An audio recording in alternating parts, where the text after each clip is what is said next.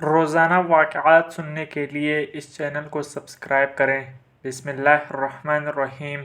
حضرت جابر رضی اللہ تعالیٰ عنہ بیان کرتے ہیں کہ جب خندق کھودی گئی تو میں نے حضرت صلی اللہ علیہ وآلہ وسلم کو بھوکا پایا۔ میں اپنی بیوی کے پاس آیا اور پوچھا کہ تیرے پاس کچھ ہے، کیونکہ میں نے حضرت صلی اللہ علیہ وآلہ وسلم کو بہت بھوکا پایا۔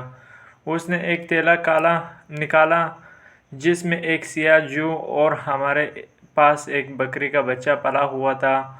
میں نے اسے ذبح کیا اور میری بیوی نے آٹا پیسا، وہ بھی میرے ساتھ ہی فارغ ہوئی۔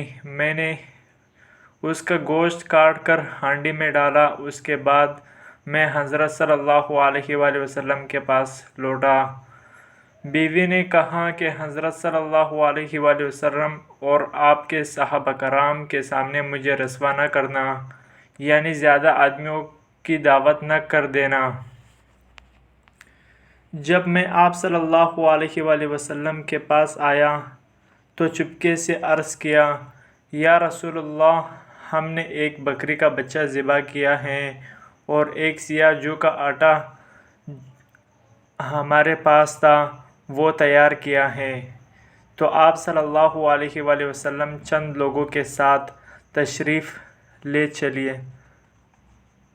یہ سن کر حضرت صلی اللہ علیہ وآلہ وسلم نے پکارا اور فرمایا، اے خندق والو، جابر نے تمہاری دعوت کی ہے، لہٰذا چلو۔ اور حضرت صلی اللہ علیہ وآلہ وسلم نے فرمایا، میرے آنے تک ہانڈی نہ اتارنا اور نہ گوندے ہوئے آٹے کی روٹی پکانا۔ چنانچہ میں وہاں سے آیا اور حضرت صلی اللہ علیہ وآلہ وسلم بھی تشریف لائے اور آپ صلی اللہ علیہ وآلہ وسلم سب لوگوں کے ساتھ آ گئے تھے۔ میں اپنی بیوی کے پاس آیا، وہ بولی، تمہاری ہی فضیحت و رسوائی ہو گئی۔ میں نے کہا، میں نے وہی کیا جو تو نے ہی کہا تھا۔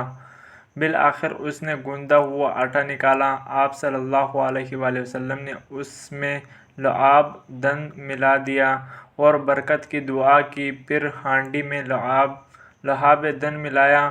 اس کے بعد فرمایا، ایک روٹی پکانے والے کو اور بلا لو جو میرے ساتھ روٹی پکائے، اور ہانڈی سے سالن نکالو مگر اس کو اوپر سے نہ اتارنا۔ حضرت جابر رضی اللہ تعالیٰ عنہ بیان کرتے ہیں کہ جب اس وقت حاضرین 1000 تھے اور میں خدا کی قسم کھا کر بیان کرتا ہوں کہ سب نے کھایا اور یہاں تک کہ چھوڑ دیا اور لوٹ گئے، اور ہماری ہانڈی کا وہی حال تھا کہ ابل رہی تھی اور آٹا بھی اس طرح تھا کہ روٹیاں پک رہی تھیں۔